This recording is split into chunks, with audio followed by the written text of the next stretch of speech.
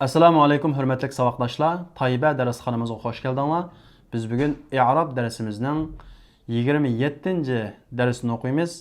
Bizning bugun o'qimoqchi bo'lgan hadisimiz 37-hadis. Al-hadisus sabi'u va 30.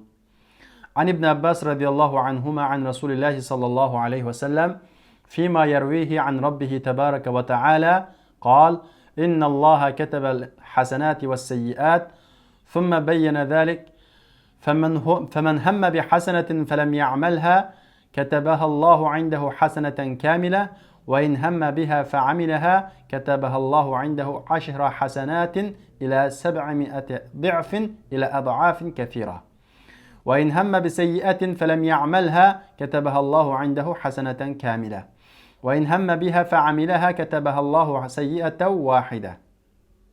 رواه البخاري ومسلم.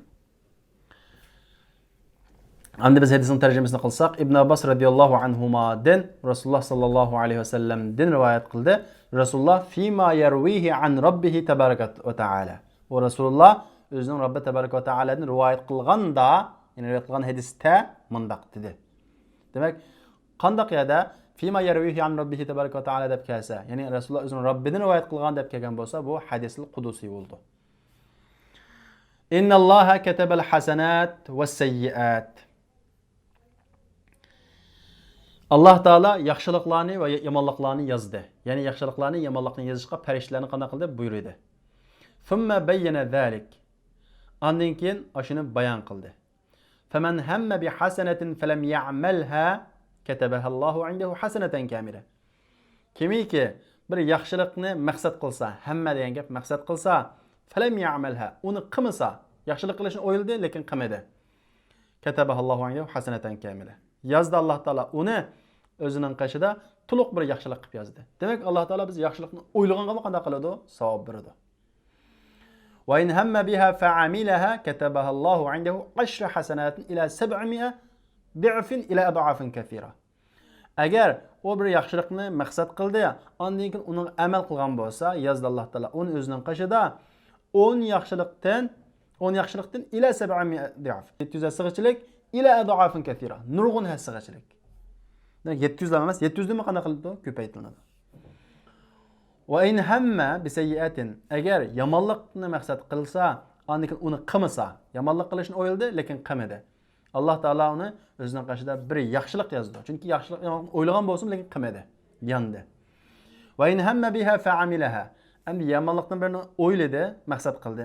Undan keyin uni qilgan bo'lsa, Alloh taolo uni bir yomonlik yozadi.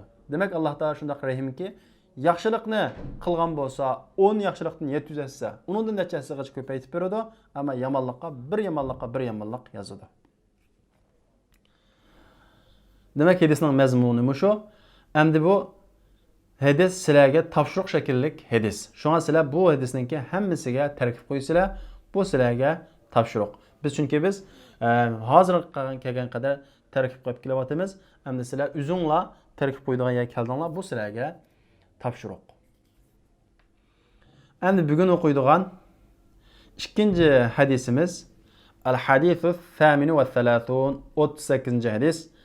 Abi Hurayra radhiyallohu anhu dedi Rasululloh sallallohu alayhi va sallam, innalloha ta'ala qol man 'ada li waliyan faqad adantuhu bil harb wa ma taqarraba ilayya 'abdi bi shay'in ahabba ilayya mimma iftaradtuhu alayhi ولا يزال عبدي يتقرب إلي بالنوافل حتى أحبه فإذا أحببته كنت سمعه الذي يسمع به وبصره الذي يبصر به ويده التي يبطش بها ورجله التي يمشي بها ولئن سألني لأعطينه ولئن استعاذني لأعيذنه. أم ده ديسان ترجمة قلمز. أبي هريرة رضي الله عنه دين رواية قلنده ودده dedi Rasulullah sallallahu aleyhi ve sellem inna Allah Teala qal, hakikaten Allah Teala dedi bu hadisul kudusiye, men adali veliyen fakat azentuhu bil harb. Kimi ki düşman tutsa men üçün bir velini, yani Allah'ın velilerden bir velini men üçün kadar kalsa düşman tutsa fakat azentuhu bil harb. Bildirdim ben o adamge urushni, canını qanday qildim bildirdim. Yani o adamga men jang e'lon qildim deydi Alloh taolo. وَمَا تَقَرَّبَ إِلَيَّ عَبْدِي بِشَيْءٍ أَحَبَّ إِلَيَّ مِمَّا اِفْتَرَضْتُهُ عَلَيْهِ. Yıqınlaşmadı bana bendem bir neresi bilen ki ahabba yaxşı ko'rguvchiroq manga men onunga farz qilgan narsadan. Diqqat, bendem manga men onunga farz qilgan narsadan sümlükroq bir narsa bilan manga yaqinlashmaydi deydi. Demak, Allohga eng suyumlik shaklda yiqilishgan narsa nima ekan? Alloh farz qilgan narsalarni qanday qilish? Ado qilish. وَلَا يَزَالُ عَبْدِي يَتَقَرَّبُ إِلَيَّ بِالنَّوَافِلِ حَتَّى أُحِبَّهُ. Hamisha yiqilishidi bendem manga nafl amallar bilan hattoki men uni yaxshi ko'rib qolaman. فَإِذَا أَحْبَبْتُهُ, agar men uni yaxshi ko'rib qolsam, kuntu sam'ahu allazi yasma'u bi. Uning anglaydigan qo'li bo'laman va basqarahu allazi yubsiru. Ko'radigan ko'zi bo'laman va tutadigan qo'li bo'laman va rijlahu allazi yamshi biha va mangadigan puti bo'laman. Wa la in sa'alani la u'tiyannahu. Agar mendan so'sa, men uningga beraman.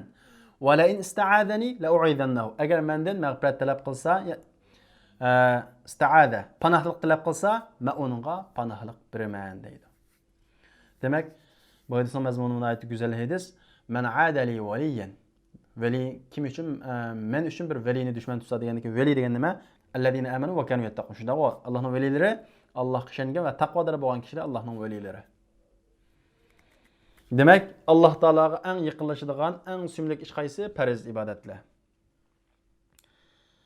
Endi bu hadisdan tarkib qo'yadigan mazmunimiz: "Va la yazalu abdi yataqarrabu ilayya bin nawafil hatta uhibbuhu." Hali ham bo'ladi banda menga qiyiqlashadi, menga nafllar bilan hattoki uni qanday qilaman, yaxshi ko'rib qolaman deydi. La yazalu fi'l naqis, ya'ni qonunning qarindoshlarining qatoridan. Shundaqla buning ismli jumlaga kirib, ismisini pash, xabarini qanday qildi? Zabar qiladi. Abdi, abdi mudaf, yacho mudafun ilayh. Zirlikning o'rnida deb qaraymiz. Shundaqla abdi nima? La yazaluning ismisi. Bu yerda mutakallimning yozgan maslash uchun zir o'qilgan, ammo la yazaluning nimasi? Ismisi. Pashlikning taqdir qilingan pash deymiz. Shundaqla abdu mudaf, yacho mudafun ilayh biz bu oyatni deb bildik. Yataqarrabu fi'l mudari', pashning alomati oshkora pash. Faili tegida yushrun, huwa degan damir. Hamda bu yataqarrabu degan fe'l la yazaluning nimasi? Xabari. İlayya bu mutakallimin yazılan ila harfi cer birikkini, yani jar mecrur.